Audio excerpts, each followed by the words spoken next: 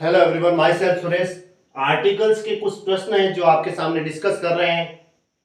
इन इनमें से एग्जाम में भी काफी बार प्रश्न आते हैं।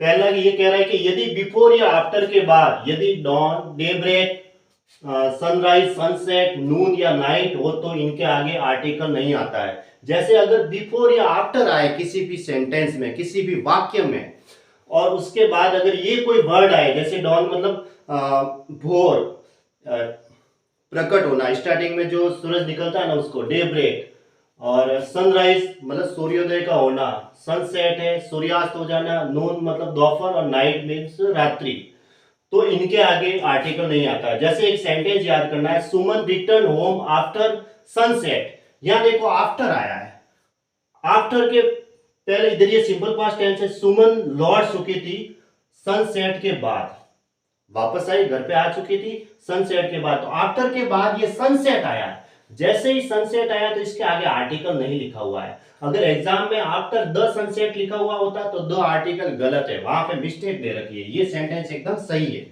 आफ्टर सनसेट आएगा। और अगर यहाँ पे बिफोर भी हो सकता था तो भी सनसेट, तो भी यहाँ पे द आर्टिकल नहीं आता। कुल मिला के बात ये है कि बिफोर या आफ्टर के बाद अगर सनसेट आया हुआ है तो इसके बीच में आर्टिकल नहीं आएगा, और अगर इसके बीच में आर्टिकल एग्जाम में आता है तो वो गलत है, वहां पे मिस्टेक है। ऐसे इस सेंटेंस को हम ऐसे भी लिख सकते हैं, कैसे, Suman return home after the sun had set. मतलब सुमन घर लौट चुकी थी सूर्यास्त सूर्य सनसेट के बाद, जबकि मतलब सूर्यास्त हो चुका था। ये सुमन है वो घर लौट चुकी थी सूर्यास्त होने के बाद, मतलब सूर्यास्त हो चुका था, उसके बाद वो घर लौट चुकी थी। यहाँ सूर्यास्त हो चुका था।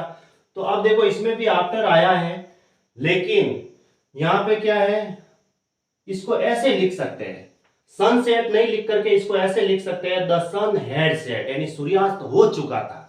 यहाँ पे द आर्टिकल लगाया तो सन हैड सेट लिखना होगा आगे। द आर्टिकल नहीं लगाया तो सनसेट डायरेक्ट लिख सकते हैं, दोनों राइट है। आफ्टर द सनसेट नहीं लिखा जाता है, आफ्टर सनसेट ही लिखा जाएगा। लेकिन अगर आफ्टर के बाद द आर्टिकल लगाना है तो सन हैड सेट लिखना होगा, यहाँ हैड लगाना बहुत जरूरी है, तो ये सेंटेंस सही होगा। ठीक है, ये दोनों वाक्य सही है। अब देखो मैंने एक सेंटेंस लिखा है, summer is a hot season. Summer है वो गर्मी की सीजन है, तो सीजन के आगे आर्टिकल नहीं आता है। समर के आगे अगर एग्जाम में आर्टिकल देके दिया जाता है तो वो गलत है। समर है, विंटर हो गई, स्प्रिंग हो गई, ये सारी जितने भी सीजन होती है ना उनके आगे आर्टिकल नहीं आता है। अब कोई विशेष बात होती है, the summer of last year was very hot, यानी पिछले साल की जो गर्मी थी वो, the summer of last year, पिछले साल की गर्मी बहुत ज्यादा गर्म थी, ये लिखा हुआ है। तो यहाँ पे विशेष बात बताई गई है, ना कि सीजन के लिए। The summer of last year विशेष बात हो गई क्योंकि पिछले साल की गर्मी बता रहा है, तो यहाँ द आर्टिकल लगा हुआ है। और सीजन के लिए आया है कि समर अभी जो चल रही है वो बहुत गर्मी की सीजन है, तो यहाँ आर्टिकल द नहीं लगा हुआ है। अब देखो एक ये भी सेंटेंस सही है, और ये सेंटेंस है, the rich must help the poor, यानी जो अमीर होते हैं उनको गरीब की निश्चित रूप से मदद करनी चाहिए। हेल्प मीन्स मदद, तो मस्ट ये मॉडल्स है। उसके बाद क्या आएगा, वर्ब की फर्स्ट फॉर्म आएगी। यहाँ रीच है वो एडजेक्टिव है, लेकिन द आर्टिकल लगते ही ये एक प्रॉपर नाउन का काम करता है।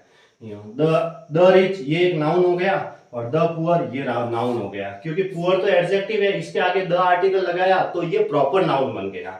The rich must help the poor. Exam में अगर यहाँ रीच के आगे द आर्टिकल नहीं दिया है तो वो गलत है, द रिच आएगा। पूरा सेंटेंस याद कर दो, द रिच आएगा, ठीक है। The rich must help the poor, यानी अमीर को गरीब की निश्चित रूप से मदद करनी चाहिए। अब कुछ इडियोमेटिक फ्रेजेज होते हैं, जैसे कमिट ए मिस्टेक। कमिट के बाद ये आर्टिकल आएगा, फिर मिस्टेक आएगा। वैसे मिस्टेक से पहले कमिट ए वर्ड आता है, यानी कि गलती, कोई भी गलती हो जाती है by mistake, commit a mistake लिखा जाता है, नॉट नो की कमिट मिस्टेक, ठीक है। कमिट ए मिस्टेक लिखा जाता है, कमिट ए क्राइम लिखा जाता है। क्राइम के आगे भी आप कमिट लगाओगे तो इसके बीच में ये आर्टिकल आएगा, कमिट ए क्राइम। स्कोर ए गोल, किसी लक्ष्य को हासिल करना, स्कोर और ए के बीच में, स्कोर और गोल के बीच में ए आर्टिकल आएगा। कमिट ए सुसाइड, देखो कमिट ए सुसाइड लिखा जाता है। कमिट ए सिन, सिन का मतलब होता है पाप, अगर आप कोई पाप करते हैं तो उसकी सजा ऊपर वाला भगवान देता है, तो कमिट ए सिन लिखा जाता है। ए लॉट ऑफ टाइम लिखा जाता है, ए लॉट ऑफ टाइम, यहाँ ये आर्टिकल आएगा। फिर a lot of trouble, trouble में परेशानी होता है तो ये लॉट ऑफ ट्रबल भी लिख सकते हैं। इन ए टेम्पर, ये एग्जाम में काफी बार आता है, इन ए टेम्पर होता है, न कि इन टेम्पर। एग्जाम में कोई सेंटेंस दे रखा होगा और वहां पे इन टेम्पर लिखा हुआ है सेंटेंस में, तो वो गलत है, वहां पे इन ए टेम्पर आएगा। टेम्पर मीन्स परेशानी। Go for a walk, walk के लिए जाना। हैव ए रेस्ट, और it being a rainy day, ये भी इंपॉर्टेंट है, ये भी परीक्षा में आता है। रेनी डे लिखा हुआ है, डे तो नाउन है, रेनी है वो एडजेक्टिव है, और यहाँ पे क्या लगा, एक ये आर्टिकल लगा है, क्यों, इसकी विशेषता बता रहा है, तो ये एडजेक्टिव हो गया।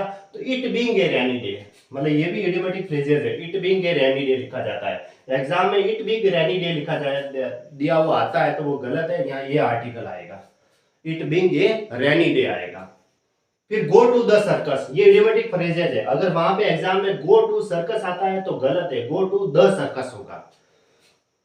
गो टू द ओपेरा, ये भी इंपॉर्टेंट है। Go to the cinema, cinema में जा रहे हैं तो गो टू द सिनेमा आएगा। गो टू द थिएटर आएगा, गो टू द स्टेशन, ये सारे इडियोमेटिक फ्रेजेस है जो एग्जाम में कभी कभी पूछे जाते हैं ना।